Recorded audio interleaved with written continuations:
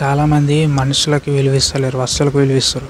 అయ్యో నా బండి ఖరాబ్ అయింది, అయ్యో మా నాన్న బండి ఎత్తేసింది, అయ్యో మా అమ్మ ఈ వస్తువు ఇరగొట్టింది, అయ్యో నేను సొంతంగా సంపాదించిన డబ్బులతో కొనుకొచ్చిన వస్తువు మా అమ్మ ఇరగొట్టింది, అయ్యో మా నాన్న ఇరగొట్టిండు, అయ్యో గిట్లా వలిగిపోయింది అనుకున్నా. ఏంది పిసానా?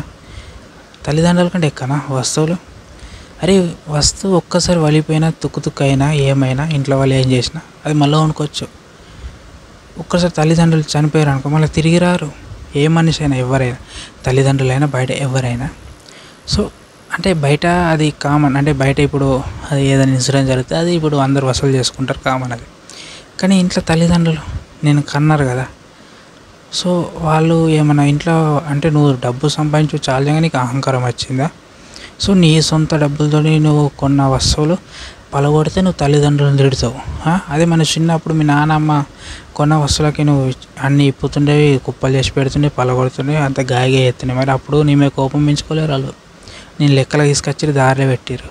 నువ్వేమో ఇప్పుడు సొంతంగా జబ్బు రాగానే అహంకారంతో అది వస్తువు ఖరాబ్ అయ్యగానే బండి ఎత్తేయగానే మా నాన్న గట్ల పలగొట్టిన అది నువ్వు ఆ వాల్యూ ఏంది నీకు తెలుసా అని అనుకుంటా చాలామంది అన్నారు, నేను విన్నా.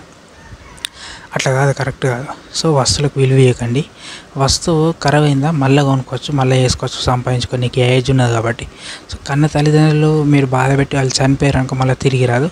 బతుకున్నప్పుడు మంచిగా చూసుకొని, చనిపోయినాక బాధపడే బదులు బతుకున్నప్పుడే మంచిగా చూసుకొని మంచిగా ఉండు వాళ్ళతోటి.